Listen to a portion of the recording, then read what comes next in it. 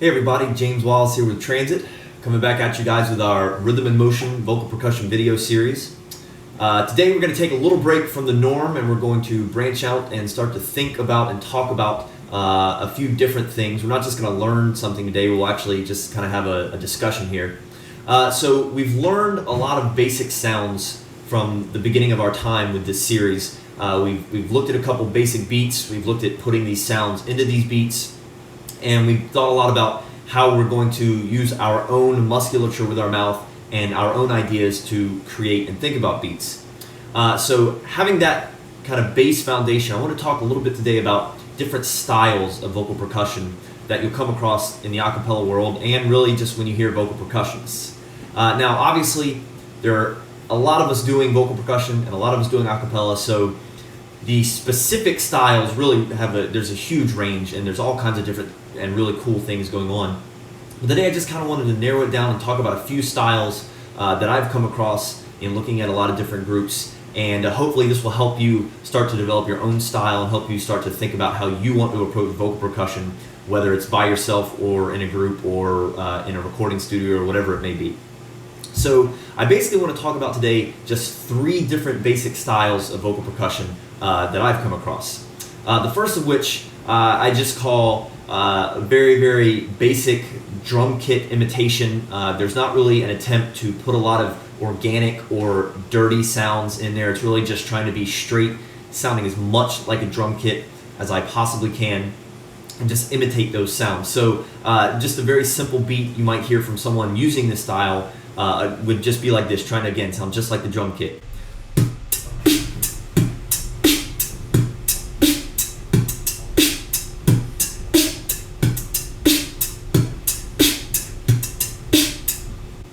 You can tell there wasn't any vocalization, there wasn't really anything guttural going on, there wasn't any kind of organic human kind of sounds going in there. I'm just trying to make these sounds to sound like a drum kit.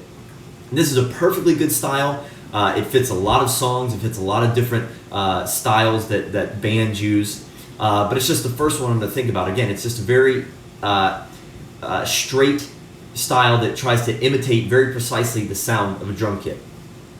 The second style I wanted to mention is something, I call it a dirty style. That's not really a negative term in this sense, but it's just a style where we take that the imitation from the first style and we add a little bit of breath, we add a little bit of human touch to it to kind of purposely rough it around the edges and make it a little more interesting to hear. So instead of just sounding just like the drum kit, we might add a few things to sound like this.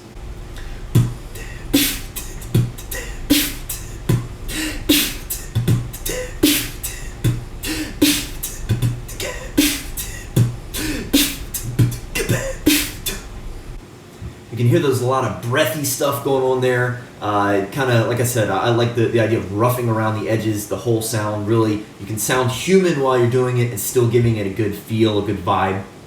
And that's a style that I think it works really well, especially for stuff like some jazz tunes or some things that aren't quite as upbeat and aren't quite as aggressive.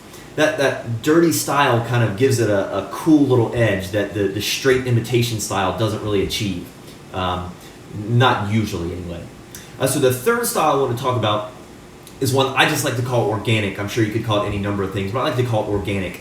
And that's where you hear a lot of guttural, a lot of human noises coming in, and a lot of things that, you say, okay, obviously this is a vocal percussionist, but it's obviously a human being making these sounds, making these beats, making these rhythms, making these patterns. So again, just kind of off the cuff, something that I would consider to be organic would be something like this.